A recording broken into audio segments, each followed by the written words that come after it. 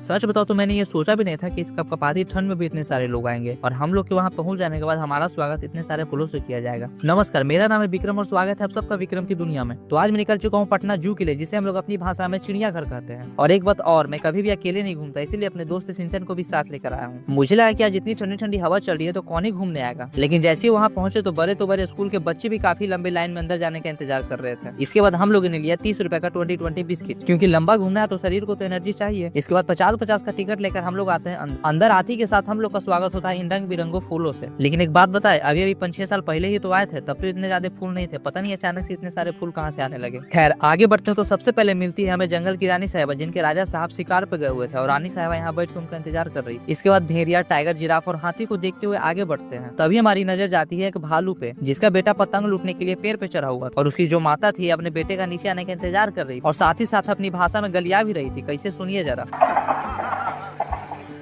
फिर आगे बढ़े तो हम लोग को दिखा मोर। अगर मैं आपसे पूछूं कि इन दोनों में कौन मोर और कौन मोरनी है तो आपका आंसर क्या होगा, कमेंट में जरूर बताना। इसके बाद हम लोग को लग जाती है काफी भूख, तो 20-20 बिस्कुट को डालते हैं अपने पेट में और घूमना कर देते हैं फिर से शुरू। और आप लोग इनको तो जानते ही होंगे, और ये वही है जो पिछले बार आपके घर से निकले थे। और तो और ये लोग हिल डुल नहीं रहा है, तो प्लास्टिक का खिलौना समझने की कोशिश ना करें। ठंड बहुत ज्यादा है, इसीलिए ये लोग अपनी अपनी जगह पे रुक गया है। लेकिन फिर भी आप लोगों को शक हो रहा है कि प्लास्टिक का, तो आप उसके मुंह के सामने जा सकते हैं। इसके बाद हम लोग को मिलता है एक अजीबोगरीब गुफा। तो इस गुफा के लिए एक लाइक और फॉलो तो बनता है। और इस गुफा में जब हम गए तो इसमें काफी सारे जानवरों का डमी रखा हुआ था, जिसमें से आधा से ज्यादा का नाम हमको पता ही नहीं था। और लास्ट में इस घने जंगल को पार करके हम लोग पहुंच जाते हैं अपने घर। और क्या आप कभी पटना जू गए हो, कमेंट में जरूर बताना। तब तक के लिए मिलते हैं अगले वीडियो में।